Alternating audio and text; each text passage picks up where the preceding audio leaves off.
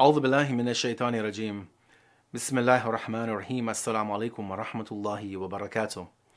And welcome back to our series Living the Quran through the Living Quran, in which we have been reviewing chapter number 36, Surah Yasin, the heart of the Quran.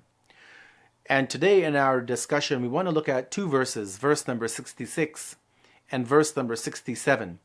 Now, as you recall from our previous discussions, we've been going over this scene on the Day of Judgment and well beyond. The fact that our body parts would have been testifying either for or against us in the court of justice of God.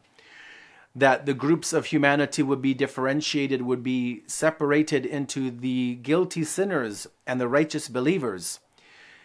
We looked at the verses in which some of the pleasures of paradise were spoken about, the comfort, the ease, the tranquility that would await the believers, those who submitted to God. We looked at some of those verses, and at the same time we also looked at some of the passages or some of the understandings, some of the descriptions that God has given, which are contained in Surah Yasin, of the fire of hell and the punishments which would be awaiting those individuals who are destined for hell, in general.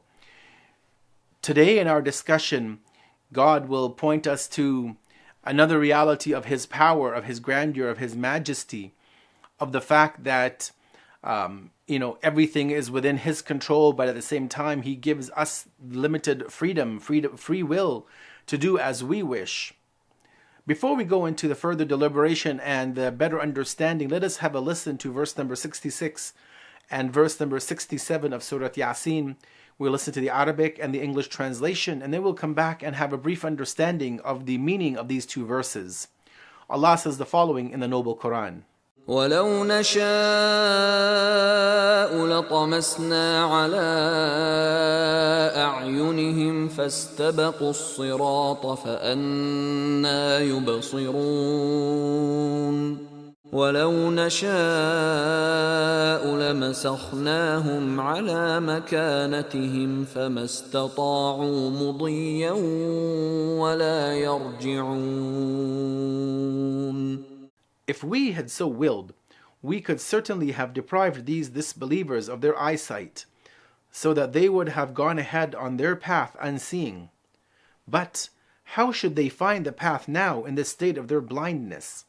If we had so willed, we could have surely destroyed them where they were, so that they would not be able to move forward, nor turn back. Sheikh Mohsen Karati poses the following thought, the following question, the following something to think about and reflect upon as we read these two verses. He says that if we consider these two verses to be a continuation on the two preceding verses that we just looked at in our previous session about the punishments which would be meted out to the disbelievers after the day of resurrection and the accountability has concluded, he says that this would indicate the importance of the unbelievers in seeking a way to get to paradise, and that the astonishment and their wandering in the plains on the day of resurrection, that they would be looking around for where to get to Jannah, to get to paradise. However, he says that most of the commentators of the Quran consider that these two verses are to be regarded in regards to the worldly punishment of the disbelievers, and that they consider these two verses to be a form of a warning of their loss of spiritual vision and not being able to find their way while in this transient world. And thus, if they cannot find their way in this transient world, God explains in these two verses, and obviously in other verses of the Quran, that this is not God's doing, that this is the fact that these individuals have decided that they themselves want to remain lost in a state of bewilderment, in a state of utter wandering about blindly, aimlessly in the life of this transient world, not concerned with the life of the world to come, not concerned with spiritual affairs of the heart. And so God tells us that that this is their own doing, that this is something that they themselves have brought upon themselves in this world, remaining blind, and that obviously in the world to come, as we had previously noted, that their outcome will be that of humiliation and degradation. As for some of our takeaway points that we can derive from these two verses of Surah Yasin, one of the first things that we should appreciate and try to realize within our day-to-day life is that we must realize that prevention is always better than cure. Before the descent of divine punishment comes, we must ensure that we give up any shows of obstinacy, of pride, of arrogance, especially against God. Right? It's important to keep away from the sins now rather than having to pay a price later on. Prevention, as we said, is better than cure. A second point to keep in mind is that no one will be able to bear the wrath of God when it arrives. It is not a trivial thing. It is not something that you can just brush off as an event. No, the punishment of God is something severe.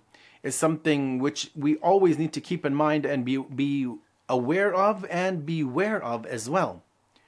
And last but not least, the third point, and we conclude with this, is that the tradition of God, what we call the Sunnatullah, is such that He allows humanity, He allows you and I to be free to do as we wish. And so through the power of our sight, through the power of hearing, that we may come to the realities of what true faith is all about. And that we're not compelled to become believers on the tradition of God, on the path, on the faith that God has revealed to us. We are not brought also to the faith through wrath and compulsion. We're not, scared into submission, or we should never be scared into submission. It should always be based on intellectual understanding. And we understand this from this passage of the Quran and many other verses, that God never coerces us to believe, either through temptation or through warnings. As we conclude, we ask God to give us the ability to continue to read and understand and reflect on Surah Yasin and all of the other chapters of the Noble Quran. Wassalamu alaikum wa rahmatullahi wa barakatuh.